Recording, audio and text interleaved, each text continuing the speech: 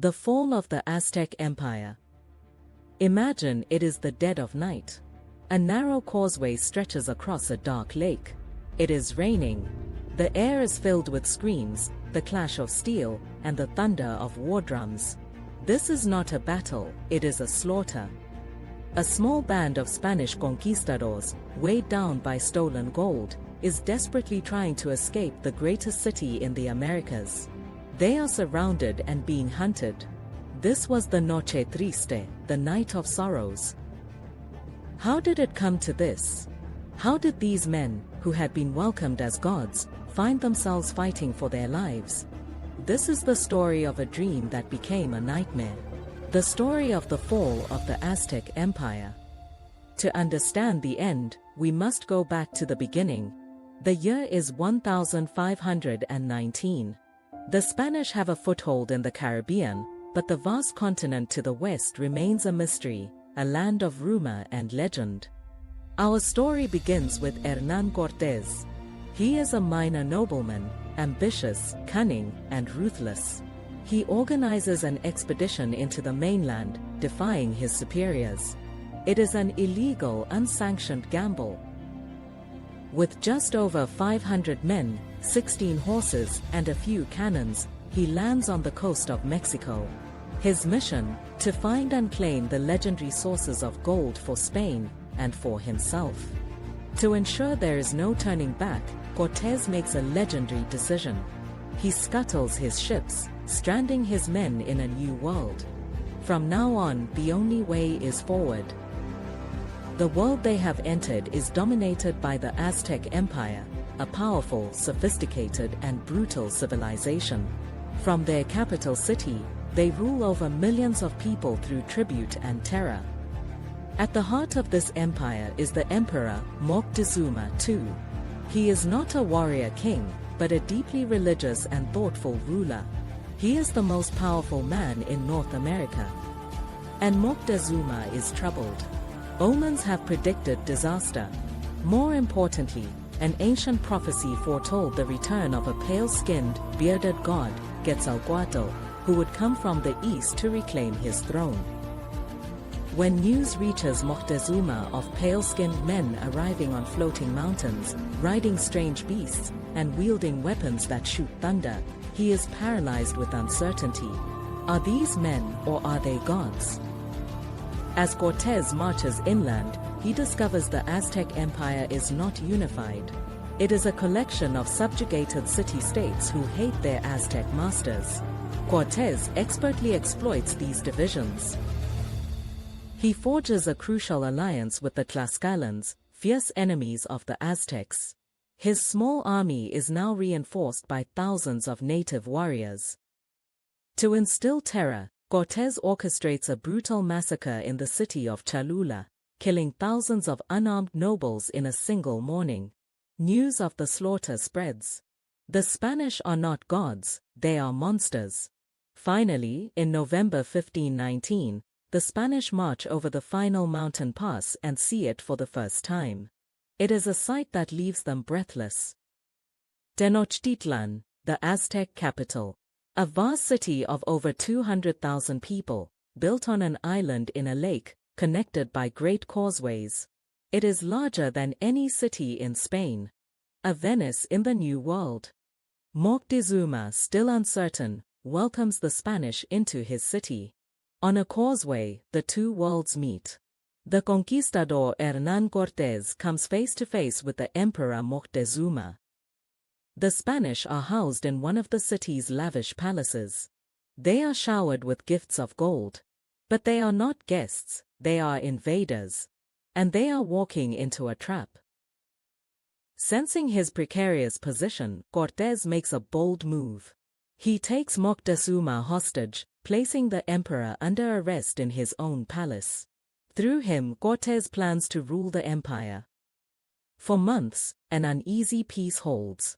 Moctezuma, a prisoner, calms his people while the Spanish plunder the city's treasures.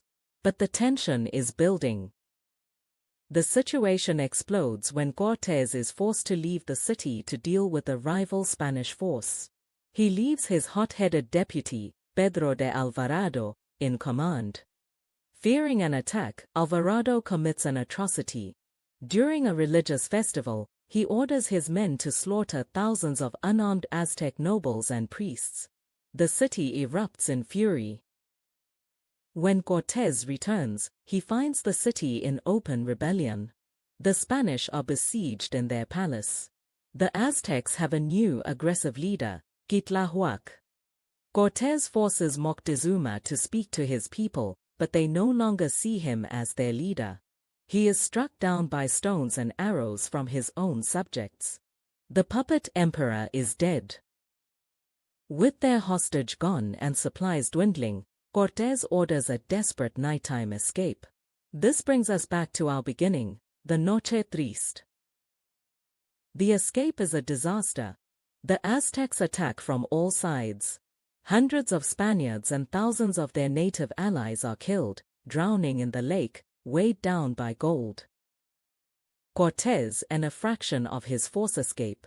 He is said to have wept under a tree, having lost half his men and all the treasure. The Aztecs have won. Or so it seems. But the Spanish have left behind a secret weapon, far deadlier than their steel or cannons. An invisible enemy that will do their work for them, smallpox. The disease, to which the native population has no immunity, sweeps through Tenochtitlan. It kills Quitlahuac, the new emperor, and up to 40% of the city's population, devastating the Aztec ranks. Meanwhile, Cortés regroups. He returns with a massive army of Tlaxcalan allies and begins a brutal 93-day siege of the city. He builds a fleet of small warships, allowing him to control the lake and cut off the city's supply of food and water. The fighting is house to house, street by street. The Aztecs, under their final emperor, Cuauhtémoc, fight with incredible bravery for every inch of their city. But starved, ravaged by disease, and facing overwhelming numbers, the outcome is inevitable. On August 13, 1521, the city of Tenochtitlan falls. The aftermath is an apocalyptic scene of destruction. The great city is a smoldering ruin. The Aztec Empire, which had flourished for a century, is gone. The Conquest was one of the most devastating demographic collapses in human history. The population of central Mexico fell by as much as 90% in the century that followed. On the ruins of Tenochtitlan, the Spanish would build a new city, Mexico City, the capital of a new colony, New Spain. Hernán Cortés became fabulously wealthy and famous, but his legacy remains deeply controversial. Is he a heroic explorer or a genocidal murderer? The fall of the Aztecs was more than just a military conquest. It was a violent, shattering collision of two different worlds, two different ways of seeing reality. It's a story of how a prophecy may have doomed an empire, causing a powerful leader to hesitate at the most critical moment. It's a story of how an invisible killer, a microbe, was ultimately more effective than any army. It leaves us with one of history's great what-ifs. What if Moctezuma had crushed Cortés on the beaches? What would the Americas look like today? The conquest led to the destruction of a unique culture, its books burned, its temples torn down, its history systematically erased.